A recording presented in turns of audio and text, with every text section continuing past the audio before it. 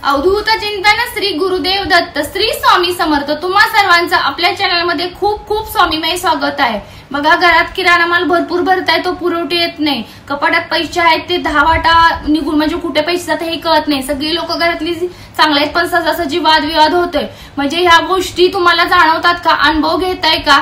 घेत असाल। प्रत्येक ठिकाणी केंद्रात सुद्धा आता बरेचसे प्रश्न असेही यायला लागलेत। तर काय हा प्रकार आहे? तर कलियुगाचा प्रकार आहे। ह्याला मात कशी करायची, कोणत्या स्वरूपात करायची, काय सेवा आहे, हे काय तोडगे आहे, त्याची संपूर्ण माहिती आपल्या व्हिडिओमध्ये मिळणार आहे। तर व्हिडिओमध्ये आधी कुठं न थांबवता संपूर्ण व्हिडिओ पहा, म्हणजे तुम्हाला हे तोडगे समजून जातील आणि व्यवस्थित तोडगे करा। हा तोडग्याचा उपाय 100% खात्री देऊन सांगते, लगेचच मिळतो आणि लगेचच रिझल्ट आहे। तर पहा, तुमच्या किराणा माल तुमच्या घरात, स्वयंपाक घरात भरपूर तुम्ही किराणा माल भरताय पण तुम्हाला पुरवठा येत नाही, हा तुम्ही अनुभव घेताय। तर तिथे काय करायचं? जर गुरुवारी सकाळी तुम्ही किराणा मालाबरोबर येताना भीमसेन कापूरची एक डबी निश्चितच आणा। भीमसेन कापूर खूप उपयोगात येतो।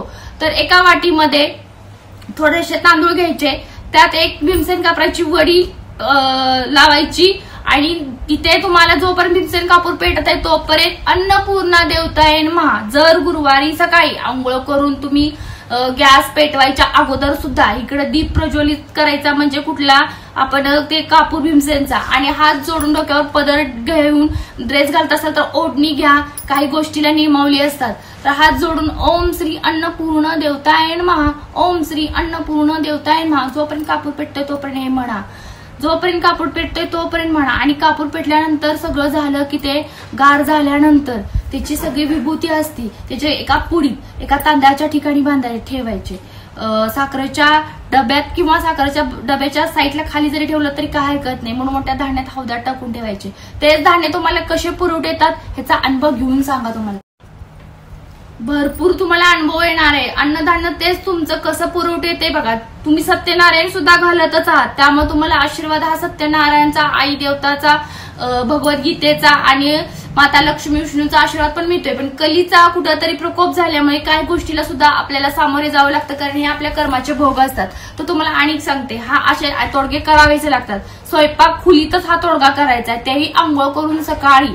जर गुरुवारी करा, 15 दिवसातून एकदा करा, पण करा, किंवा महिन्यातून करा, कसं तुमच्यावर जसं जसं तुम्हाला जास्त प्रमाण वाटत असेल तर जर गुरुवारी करा, थोडक्यात वाटत असेल तर तुम्ही 15 दिवसातून करा, पण हा तोडगा करा। दुसरी गोष्ट, कपाटातील पैसे म्हणजेच काय, तुमचा पगार, तुमच्या पगारचा तोडगा मी अनेक व्हिडिओ बनवणार आहे की तुम्हाला तो पगार कसा पुरवठेल। त्यापेक्षा जास्त आपल्या शेतातील पैसे येतात किंवा आपण दुसरीकडे इन्व्हेस्टमेंट केलेले ते पैसे असतात, परंतु ते पैसे आले कसे गेले कसे हे समजत नाही। तर हे पुरवठीसाठी 4 पैसे म्हणजे सेव्हिंग राहण्यासाठी आपण काय करायचं? 11 धणे घ्यायचे, पिवळं वस्त्र घ्यायचं, 11 धणे घ्यायचे, 1 रुपयाचं नाणं घ्यायचं आणि व्यंकटेश स्तोत्र, विष्णू स्तोत्र, लक्ष्मी गायत्री मंत्र 11 वेळा, कमलात्मक मंत्र 11 वेळा, गायत्री मंत्र 24 वेळा, लक्ष्मी विष्णू मंत्र 11 वेळा, हे मंत्र म्हटल्यानंतर त्याची पोटली बांधायची आणि पोटली बांधल्यानंतर पंचोपचार पूजा करायची। स्त्री सुक्त एकदा, पुरुष सुक्त एकदा, हात जोडून फलश्रुती म्हणायची आणि ती पोतली कुणालाही परक्या माणसाला न दाखवता कपाटात ठेवायची। ती पौर्णिमेला परत बाहेर काढायची। जशा आता सेवा सांगितल्या त्या सगळ्या सेवा पौर्णिमेला करायची, परत ती पोतली तशीच ठेवायची। ज्या पौर्णिमेला तुम्ही पोतली केल्या पुढल्या, ज्या महिन्यात केल्या पुढल्या वर्षी ती पाण्यात सोडायची आणि दुसरी पोतली करायची। बघा, रिझल्ट घ्या, तुमचे सेव्हिंग कसे हळूहळू साठत जात आहे। खूप प्रभावशाली रिझल्ट आहेत हे, सिद्धमय तोडगे परमपूज्य गुरुमाऊलींचे आहेत। तर तोडग्याचा, त्या पोतलीचा खूप छान रिझल्ट आहे। तुम्ही जर पौर्णिमेला सेवा करायची आणि परत कपाटात ठेवायची, परक्या लोकांना दाखवायच नाही, सेवा फक्त सांगा पण ती पोतली दाखवायची नाही। लक्ष्मी कशी असते? चंचल असते, कुणाला आवडेल आणि कुणाच्या पाठीमागे निघून जाईल ही सांगू शकत नाही, म्हणून आपण कुणाला दाखवायची नाही, एवढ्यासाठी ती गोष्ट आहे। नंतर तुम्ही म्हणाल की आता सेवा आपण सगळ्यांना सांगायची आणि हे काय प्रकार आहे? तर असा प्रकार आहे, लक्ष्मी अचंचल असते, ती कुणाला आवडेल, कुणाच्या पाठीमागे लागून जाईल ही सांगू शकत नाही, म्हणून आपण ती कपाटात कुणाला परक्या माणसांना न दाखवता सेवा करून तिथं ठेवून द्यायची। त्याच्यानंतर तुमच्या घरात मी म्हटलं सगळी लोक चांगले तरीही वाद होतोय। तर हे काय का वाद होतो? हे वाईट शक्ती, कुणाच्या तरी शरीरात कुठेतरी एक वाईट शक्ती, निगेटिव्हिटी दडलेली असते किंवा असते कानाकोपऱ्यात, ते बाहेर पडते आणि तिला 7 खत पाणी हे कली घालत असतो। तर ते थांबवण्यासाठी तुम्ही रोज स्वामी समर्थ महाराजांचे 11 माळी 3 क्रमशः अध्याय वाचत असाल तर ह्याच्यापेक्षा जास्त सेवा काय करायची? तुम्ही स्वामी सहस्त्रनामावली आहे का तुमच्याकडे?